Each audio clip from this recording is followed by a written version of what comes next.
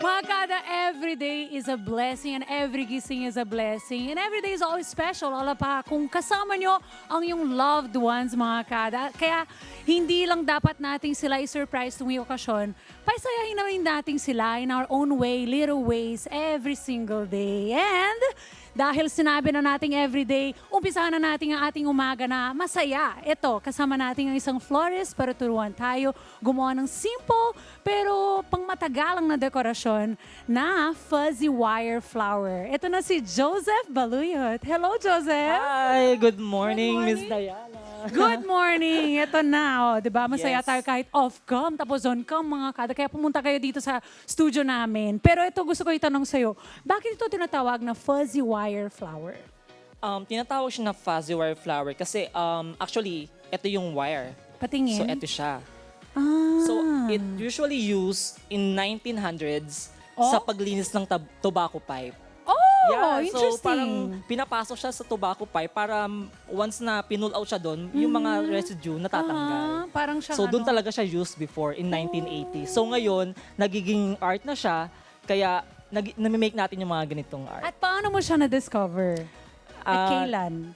Actually, start pa lang talaga. Nag-start pa lang ako ng January.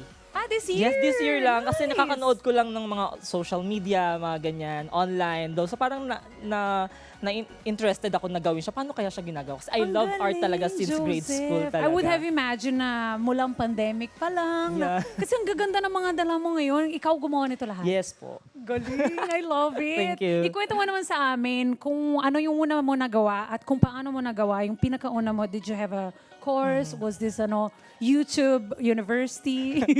Actually, TikTok University. Talaga? Yeah, talagang Oh. ang dami nila sa TikTok. Ang galing. So, but they offer different styles. But yung style ko kasi is iba. So, yung style nila is like flower bouquet, ganon. Bouquet siya na naka-wrap. But my style is this one. That's more on elegant and Yes. premium looking. Oo So, nga, no? you can give it in all kind of occasion and celebration. And you can also put it at home as a Yes, decoration. as a center table din. Correct. Yeah, actually. Ang ganda ng style mo. Anong klase ng mga flower ginagawa mo? Anong yung pinakamahirap din ni Boeing sa mga to? Actually, ang pinakamahirap for me is the tulips. Yung tulips. Yes, How kasi- come? Ano siya eh, Mukha siyang parang madali. kailangan, mukha siyang madali, pero kung Oo. iisipin mo, mahirap siya. Kung gagawin mo siya, mahirap siya. Actually, kasi oo. meron siyang tamang size and tamang form. Kasi kung magmumukha siyang parang bilog na bilog, mumukha siyang onion. Like kanina Oo napag-usapan nga. natin kanina, di ba? Sibuyas. So pag bilog na bilog siya, magmumukha siyang sibuyas. Dapat medyo pahaba siya para And magmukha I can siyang see sibuyas. why naman. Kasi nga, Yeah. what you're seeing here mga kada, one by one na Correct. dinidikit mo. Yes. Parang very therapeutic din to, no? Yes, actually, pag wala akong ginagawa sa bahay habang nanonood ako ng TV, gumagawa lang ako ganyan-ganyan lang. At gaano katagal para maibuo mo isang tulip na katulad nito? This one, it takes 15 to 20 minutes. So imagine if you can create a one bouquet like this, a centerpiece or piece like that, 20 times 3 is a 1 hour. 1 hour, oo. Right? Correct. So a total of 4 hours to make this one. Wow, Yeah, that's matrabaho why- din. Yeah. Ano ang mga materials na kailangan para pagbuo ng isang fuzzy wire flower? Turuan mo naman kami Yung dyan. materials to use is we have, of course, the fuzzy wire, this one, and also we have the glue gun, and we have this one, yes. And also we have the tape, of course. Yes. And we have some mga kung Ay, ano-ano. oo, The mga beaded. pearls, Yeah, mga kung makikita mo beads. siya, di ba? It's very cutie. Aha, Yeah, and super also we cutie. have the soft pastel to color the wire. I was gonna ask you like how do you figure out all these colors? Kasi even dito, ito napakaganda. May Ombre siya? look. Ombre! I love it. I was gonna ask you, paano mo nagawang ombre? Diba? Yung pala, kinukulay mo rin siya. Right. Ano ba yung pinakakakaibang flower na pinapagawa na sa'yo? Or wala naman ganon? Wala. Actually, ginagawa ko kasi kung ano yung mood ko. So, hindi ako nagde-design ng para kung ano lang. Kumbaga, I sell online kung ano lang yung available. Ito yung meron available ngayon. So sa ngayon, hindi pa nating nagawa yung parang custom na ito. gusto gumagawa ni- ako. Pero it depends sa client. Very seldom lang Yeah. talaga. But Pero as of now, yan, kung ano yung mga available, depende sa mood, yun na yung ginagawa ko. sige, na-curious kami dito na gusto namin matuto kung paano gumawa Sure. nito. Tatawagin ko yung dalawang Gen Z natin, si Jazz at si Via, para makapagawa tayo ng isang flower together. Ayun. Lagot. Lagot.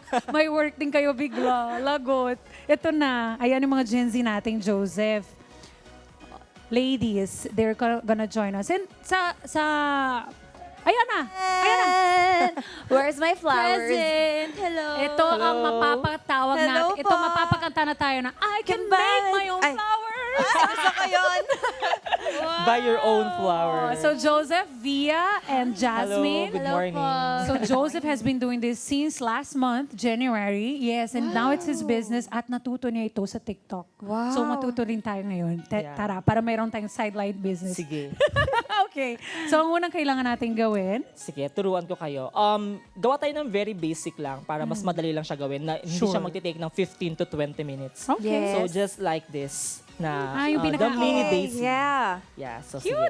So cute. Kuha tayo ng mga one wire. Oh, Here. just get one. Oh, which color you want? Oo nga, pili kayo. Pink. Pink, Okay, I'll go for white. white. Ayan. Ay, purple na lang ako. Okay. Yeah. How about you, Miss Diana? Ako, mag-purple naman Gusto ako ko pariba. Yeah. Ay, hindi. Purple ka na. Wait, Ito na, parang white eto na lang ako, mag-blue ako. na. Wow. Sige, Di ba punta mga ka dito. indecisive kami mga kada? Correct. Sabi ko naman sa inyo eh. Kaya sabi ko sa inyo, pag ano tayo, mga Yes. babae talaga. Gusto ko yung yellow. Ayun, sabi ko na nga. Oh. Ito, super cute. That's sunflower. Mahirap din siyang gawin. Medyo. No? Oo. It takes time din. Okay. So start. Paano kaya? Wait. Ano yung first step na? I can hold it So, for you. we need to have like this one para magawa natin to. Okay. Parang pang makeup. Yes, Lahat naman o tayo may any. ganyan. Okay. And also you. Here. So Yes. first step natin is ganito.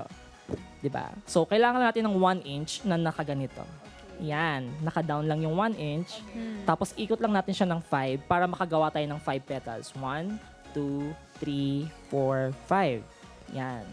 5 na. 5. Yup. 5 times. 5 times.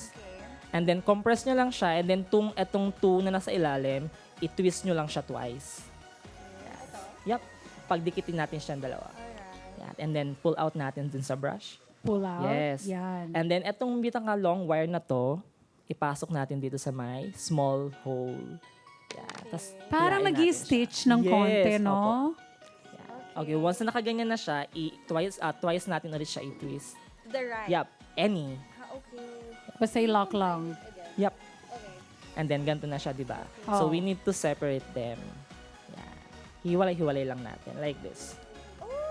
Yeah. So mukha na siyang crown. Yes. So, Yes. nagmukha siyang crown. So ngayon, para maging mini daisy siya, para maging flower, we need to pinch lang ng konti para mawala yung mga hole dun sa gitna. Yung ano, Yeah, bilog. yung bilog. Kailangan mawala yung butas dun sa Ipa-flatten gitna. mo siya. Yep.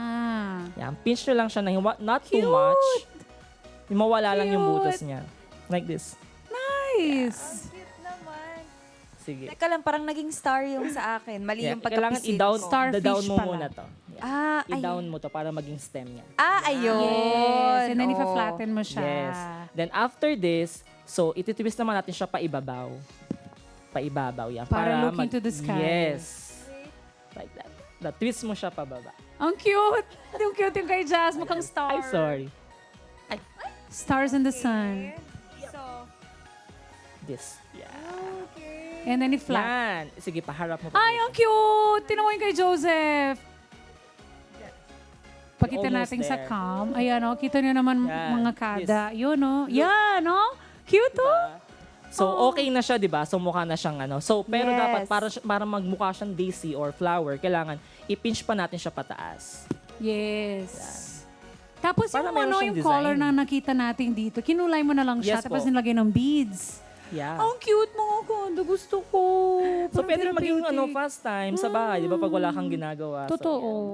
ganyan. Look. Cute! Tapos maglagay ng color. Wow, this Yes. is so cute. Di ba? So, mukhang-mukha na siya. So, and then, pili lang kayo ng color kung ano yung gusto nyong ilagay. So, of course, kung ano yung gusto nyong color dyan sa gitna, pwede nyo siyang gamitin using those, brush. So, me is like orange yellow. Grabe magagamit So, mo talaga ganito yung lang. brush, sulit. Diba? Yup. Ganyan. Diba? To form it, tapos to color it. Lahat naman tayo may ganyan. Ay, ang Yan. So, cute. may color na Oo siya. nga. Look. So, very, alam mo yung matipid, ganun. Pwede, Oo nga. pwede mo rin gamitin yung mga makeup mo na hindi na nagagamit. Yes. Ganon. Yup. Yes. Ang galing. Diba? So yung mga minsan may mga gamit ako mga makeup na used na. Kasi yung mga Oo. pud-pud na. So para ma-maximize ko yung gamit. True. So ganito siya. Then after nan, meron tayong mga beads of course. Correct. Choose your beads. Yep. Pili. Tapos, Pili kayo syempre, ng dapat meron kayong Yes, yung glue. The glue guns. Pero careful lang kasi mainit siya. So ito yung talagang pinaka-challenging kasi talagang dumidikit siya sa kamay sometimes. So talagang tuldok lang siyang ganyan. So choose your beads. For me, like this one, pwede siyang malaki. Then, like, Yan, oh. see? Oh, ang cute. So ayan na siya. See, ang bilis, oh. Nagawa na natin yun. Tingnan natin yung Sige. mga girls natin. And then choose your beads, your Choose your pearl. beads. Yeah. Ayun, The oh. middle. Si Via. Blue yung bulaklak niya na may purple. Ang See? cute. Ang ganda. Cute. Teka lang. Seryoso na si Jazz dito. Here. Yeah. Choose your beads. Feeling ko black din yung pipiliin mo. Sure. Sunflower. Yeah. Cute eh. You have to, You have to put glue. Ayun. Ang cute niya nga. Wait, parang Magkano Maliit. din to yung ganto, Use na lang the Joseph? big one. the big Yung ganto na That one, it costs 1,299. 1299. Yeah. Oh, di ba? Kasi, you know, the love Siyempre. and passion and also your creativity. Naman, Ganun. Tsaka handcraft siya. From, Oo. imagine from this line lang, di ba? Wire lang na Handmade. nagagawa mo talaga siya. And 4 True. hours mo siya gagawin. Tsaka alam mo, sulit at the end of the day. Kasi pwede mo siya i-keep eh. Hindi naman siya Oo. maluluma. Hindi siya nabubulo. Oo, And nabubulo. after that, para magkaroon siya ng stem, we need to use the stick or the barbecue para, stick. Oo, Okay. para nakatayo. Yeah. Ang cute! May flowers Also, na we have tayo. What we call this tape. This Yung is tape? a floral tape na green siya. Ano yan, yung floral tape? Specific siya? Yes, opo. Para sa For flower decorations. talaga. So, ganito lang gagawin natin for the tape. So, ganito. Tapos, pag mag-tape tayo, simula sa baba muna, pataas, tapos bababa ulit. So, parang mag-lock siya. Gets. So, ganyan siya, pataas, i-twist lang natin, tapos bababa natin siya ulit. So, once roll lang siya, roll ng roll, hanggang makababa ka na. Joseph, paano pag may wedding tapos ipapagawa lahat sa'yo? Yung buong entourage, Lahat.